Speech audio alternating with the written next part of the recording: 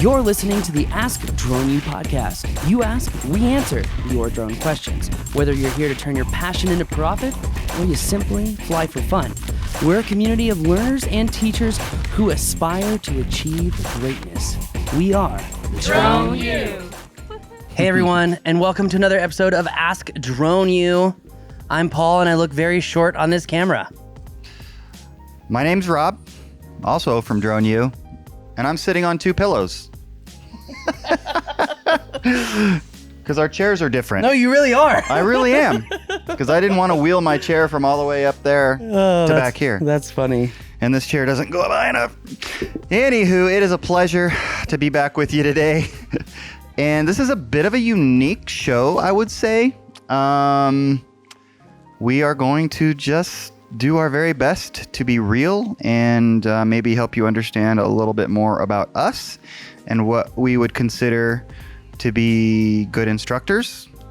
And I want to make something clear. There's good instructors all over. Drone U is not the only place with good instructors. So let's get into it. What did you want to say?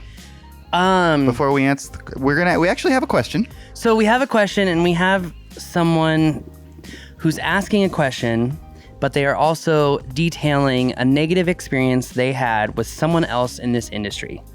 We are not here to talk poopy, okay? We will literally leave that for the guy whose name is Poopy on the Jackass series. That's literally his name is Poopies. That's unfortunate. It sure is. I actually have friends who have, anyway, worked with him. Name their kid Poopy? No. Now, as Rob said, there are a lot of other people instructing in this industry, and there are a lot of other talented educators. I would argue that we're one of the few experienced educators, but there are a lot of really amazing educators. We are not here to talk poopy. We are not here to talk negatively. So we just want you to know before you hear this question that this person had a unique experience. We're not here to showcase that. We are here to answer the question that they asked about identifying good training. We're going to take it a little bit further too, because we've seen some enterprise clients kind of try to do their own rubber stamped drone training, and they have failed significantly in doing so. And so we kind of want to talk about answering this person's question and taking it a little bit deeper too on like enterprise training about why sometimes in-house training is not the best solution. So controversy warning. Okay, there's this question is fantastic. And it's also, he brings up a negative experience that he had with someone else. And we're not going to say who the someone else was. I'm not going to say it. You're not going to say it. We're just going to answer the question. That's smooth. Oh, he's smooth. You'll know why in a minute. But I'm smooth too. Oh, no, don't play that. Not today, no, Bob. we're not mentioning anybody else. Nobody is. Nope. All right, let's hear it. Nope. Here we go. All right. Hello, Paul. Hello, Rob. My name is Dan. My question is about training. When I started pursuing a drone business 8 months ago, I remember watching videos by Dylan about making big money with drone mapping and photogrammetry. It was a sales pitch, and embarrassingly, he got me. Using my savings, I bought a Mavic 3 Enterprise, a Reach RS2, and dropped $1,500 for his one-on-one mentorship program. There were a lot of promises made about what the program would cover, and in the first meeting, I was told that I also had to pay another almost $700 for a photogrammetry and mapping course as well. I'll spare you the details, but after about 6 months of spinning my wheels trying to figure it all out on my own, I stumbled onto Drone U. I learned more about photogrammetry and starting a drone business in the first week at Drone U than in my entire time with Dylan.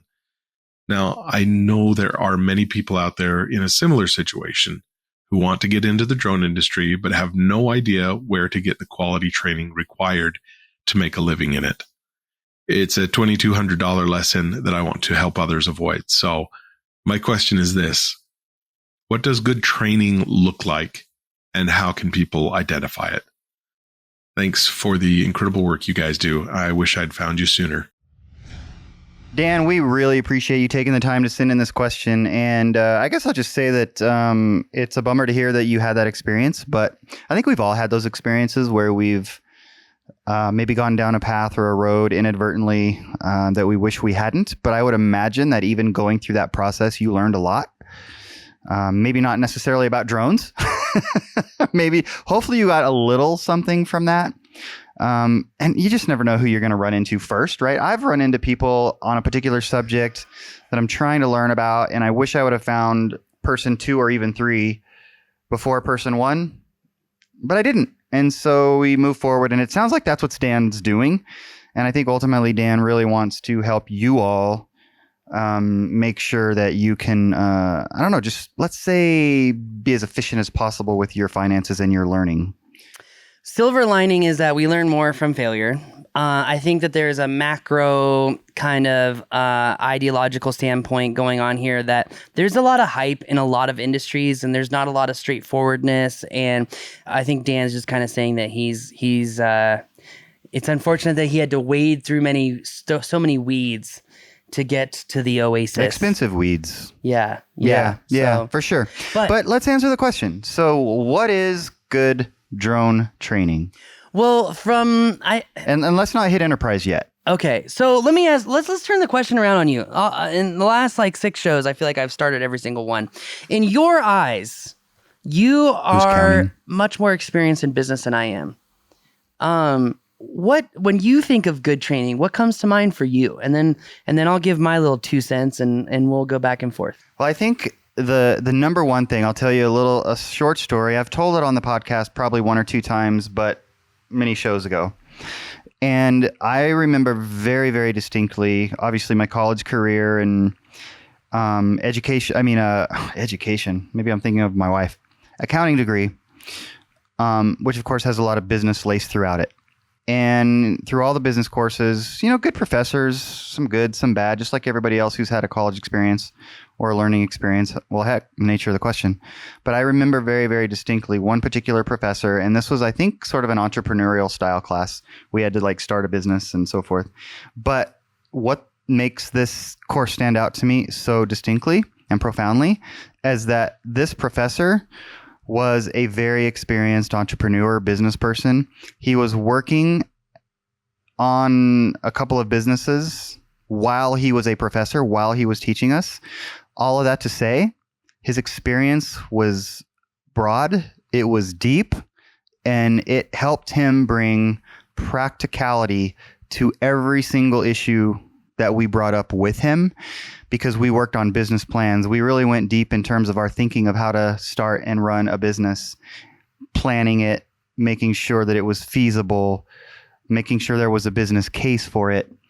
And that course was so beneficial for me and for the rest of the class because he was so experienced. And so, number one, it's, are you learning from somebody that has experience? And that's been one of our primary values from day one, is that everything that we do, and we're probably not 100%, nobody is, but the vast majority of what we do is coming to you from experience. So it's that good experience in what they're teaching you to do, right?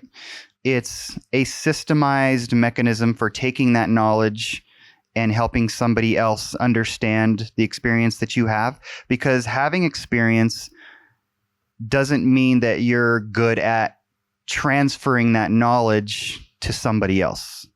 That's a skill in and of itself, which is something that I think you're very good at, as are our other instructors.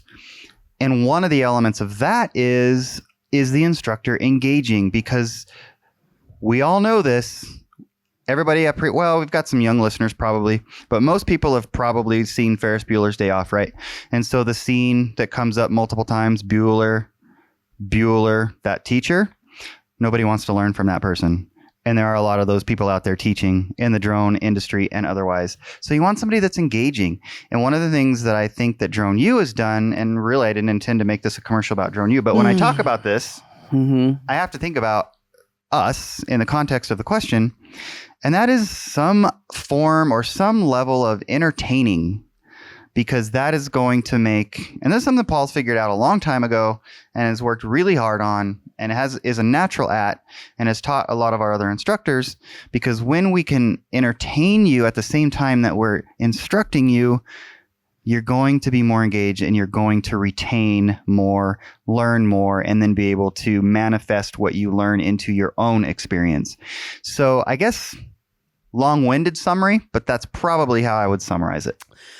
Well, I think the proof is in the pudding, and I'm glad that you started, because there were a couple of jokes that I wanted to say that don't really help us because they kind of poke fun at other people, and so I'm glad those things were not said. But when we look at some of the most complex fields in the world, like let's look at surveying, let's look at medical, right? If you're going to study medicine, you still have to do a residency, aka you still have to learn from experience in a structured environment. If you're going to go into surveying, you still have to go survey with another surveyor for 3 to 7 years, depending on the state that you live in. What that means is that you ultimately still have to do some level of apprenticeship, which means you ultimately still have to learn from experience or learn from an experienced person. When we ask the question, what does good training really look like? I think it's systematic training. I think you can always tell a good instructor by how they communicate. Are they passionate? Are they able to speak specifically and succinctly? Are they able to tell stories, but not completely derail a conversation and able to kind of tie it back into a structured workflow? So like you said, there is a lot that goes into your capacity, to deliver information. Like there's an entire industry around the science of communication. And I always call it infotainment, because to be a very good instructor, you have to be entertaining. I mean, I will never forget my freshman year at UNM, and I go into one of the most boring classes ever. It's a core class. This is one reason I can't stand UNM, is that you have to... It's not just UNM, it's colleges. No, I know, but their actual numbers of hours that you have to take for core is significantly higher than other universities. Anyway, it's 120. Anyway, so long story short, is I walked into, it was like Politics 101 or something like that. And I will still never forget this teacher. His name was Paul as well. And I walk into class, and this was back in the day where I was still kind of in my East Coast ways, showing up really early to appointments, class, etc.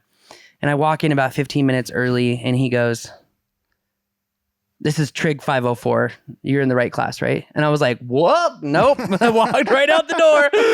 And he goes, I'm just kidding. It's Politics 101, but I just wanted to give you your first lesson of class." I'm like, wake up. And you know, there's something to be said for someone who is entertaining and can give you analogous information. It's an instructor or an educator who can tell you, yes, 1 + 1 = 2, but if you're able to see that in a different light, because there's different types of learners. There's visual learners, there's auditory learners, there's hybrid learners. It's their ability to deliver information, which typically is made much easier when they are experienced in that information. The more that you teach it, the more that you do it while you're teaching it, the better that you are to prioritize information as well, the better that you are at communicating that information. So when you ask the question, what does good training look like? It's systematized. It's easily retainable, right? There's a reason that we do 10 exercises in mapping class. The more that you do these exercises, the easier the workflow becomes, the more succinct that it becomes, the more that you retain that information, and the more that you can repeat that information when you're out in the field. I see true success in a student when they can go out and repeat a mission right in the field. Like, hey, we need to do a 2D. We need to do an ortho. What type of acquisition plan is that? Oh, well, we're going to do a single grid nadir orientation, 75-75. We're going to make sure that our white balance matches the current light in the sky. And we're going to make sure that our lens is clean, our obstacle avoidance is clean, and that we do a battery test upon takeoff. And when we land, we're going to check to make sure our photos are not blurry or overexposed. That's fantastic, you know? So we ask, what does good training look like? It's systematized. It's broken down. Okay. It progresses upon itself like a video game, right? You learn the basics and then you move up and up and up and up. You get that. No cheat codes though. Yeah. You get that practical, hands-on, empirical experience with the information as well. And so when you take all of those things, passion is a big one too, because the passion is going to drive the educator to want to see the transformation in the students. And this is, kind of moving into enterprise training. We have had so many clients where we train 50 to 100 of their pilots, and then they try to do the trainings themselves. And every single time it falls on the face. Like they just face plant, it doesn't work out, things happen, and then 2 or 3 years later, they come back to us asking for more training. Why? Number one, you cannot expect someone who has not done this for many years at a time to be able to learn all the training systems and information and repeat it perfectly so that other people can retain it. Number two, they typically don't have the passion. Number three, over time, their propensity to retain the information and teach it to other people to retain is going to go down. And you rubber stamp training. It's like essentially if one company says, my pilots, and this was the problem with law enforcement and public safety, is that with these COAs at first and they're training internally, they're rubber stamping and saying, yes, pilot A is great. He's fantastic. Well, can he fly in close environments? Can he stop a flyaway? Is he, does he have the habitual feedback and the haptic feedback to understand when these type of issues come into play, they're able to solve them, right? It's kind of like when remote ID first came out and you really saw how much people had forgotten in their training because they're putting these little remote ID modules, below their obstacle avoidance sensors. They're putting it above their compass. By the way, we had a guy in our last class who put a remote ID module on top of his Phantom and it flew away. And I'm like, this is why you can easily prove that the FAA doesn't actually know what safety means. You can't block your GPS from gaining a position it's going to cause a flyaway. Okay, so that being said, when we saw that remote ID come out and people had forgotten these small details about blocking fundamental sensors that make our aircraft work, you can see that information is lost over time. And if you're just rubber stamping certificates of your own pilots and you don't have a deep understanding of these real world problems and issues and how to solve them and why it's important to practice it on a regular, repeated basis, you are ultimately going to increase the liability. You are decreasing the systematic implementation of information, and you're increasing your propensity for problems. You're increasing your propensity for liability. So when it comes to what does good training systems look like, they're systematic, they're taught from experience, they're easily repeatable so people can retain the information. And on top of that, it's entertaining, it's fun, and it's taught by someone who's passionate. You should be able to discern what that looks like in the specificity of information that people provide in answering questions. It's kind of like why you have certain old drone bloggers, male and female, who have fallen off a cliff. It's because over time people realize, oh, you actually have no idea what you're talking about. Your specificity in answering these questions is not there. Or at least it's not deep enough. That's my point. To go deeper. That's my point, yeah. So when you are looking at someone, like for example, there are people who put out, how I made $3,000 every day with my drone. Okay, how practical is that to really scale that? You gotta ask the hard questions. And it brings me back to a Freakonomics radio show. It was almost a decade ago. And they were talking about, should we really punish the students that ask the hard questions? And over research and data, they figured out that the people who are actually questioning authority on a repeated basis learn way more and retain way more because they ask the why. They want to understand why things work in the way that they do, because they understand that if you understand the fundamental systems of anything and how it works, your ability to creatively repeat those patterns or solve problems in out-of-the-box ways, your capacity for doing that is significantly better than someone who just learns the workflow, right? They didn't understand the system. They just learn, I press A, I press B, and then that gives me X, Y, and Z, okay? That's not how it always works. So, how are people answering questions? Is it specific? Is it succinct? Do they have stories that match what they're teaching? Because if they don't, then they're not teaching it from experience. This is a diatribe because honestly, it's an opportunity for us at Drone U to tell you and show you how we're different from everyone else in this industry of drone training. We actually have the experience. We've been doing this for almost 12 years now. We can only speak confidently because we do it in the field. That's what makes us fundamentally different than everyone else out there.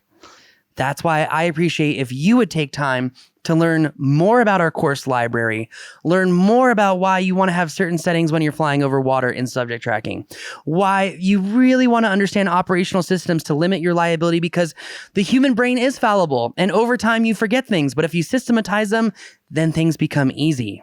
What makes a true pro a pro? Is it their ability to hit a three-pointer from the half-court line? No, it's their ability to hit a three-pointer in any given situation. It's their ability to hit a three-pointer consistently. That's what makes a true pro, is can they consistently deliver high quality? Can they consistently deliver and be fun and easy to work with? If you're that person, you're going to be successful. Indeed. Well said. I think we've nailed it. I'm sorry, I went on a little I diatribe think there. hopefully we've made it clear, and And we successfully did not talk poopy. no poopy. No poopy. I can't believe I just said poopy. I got a baby now, so I can say poopy all the time because I get pooped on. You're in the midst of a lot of poopy, and I just said it again.